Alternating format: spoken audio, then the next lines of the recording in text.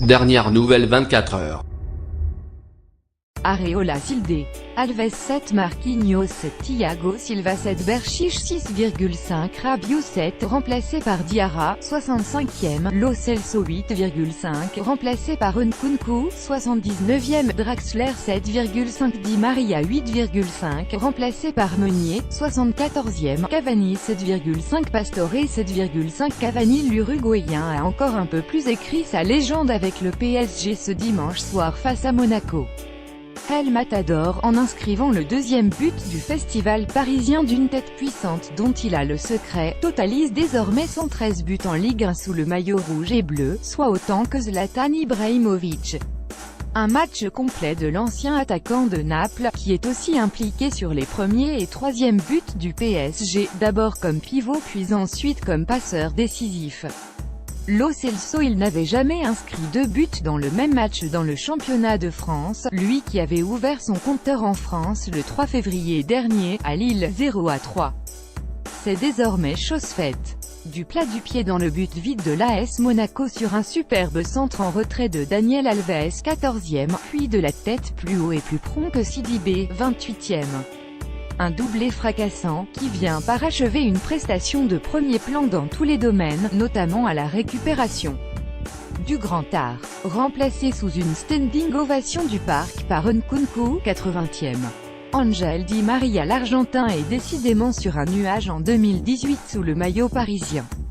Auteur d'un joli lob pour tromper Subasic en première période, l'ancien madrilène s'est offert son 18e but de l'année, dont 11 en L1, toutes compétitions confondues, en concluant parfaitement d'une frappe croisée une merveille d'ouverture de son compatriote Pastore. Di Maria a su faire oublier Mbappé, sur le banc au coup d'envoi.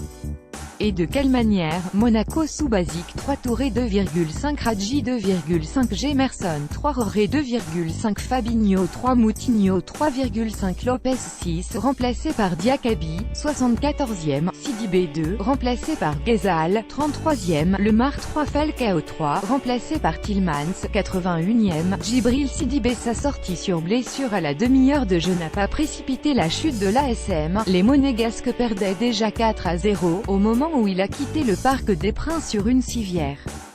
Mais avant son remplacement par Ghezal, l'international français avait eu tout faux ou presque, avec un retard à l'allumage au marquage de Cavani et Lo Celso, sur les buts respectifs des deux Parisiens. Visiblement touché au genou, Sidibé aurait entendu un craquement. Forcément inquiétant en vue de la Coupe du Monde. Rony Lopez encore une fois, il a porté le flambeau monégasque. Mais cette fois, Rony Lopez était vraiment bien seul. Mobile, disponible, il a incarné le peu d'envie, de mouvement et de danger, aussi, du camp rouge et blanc.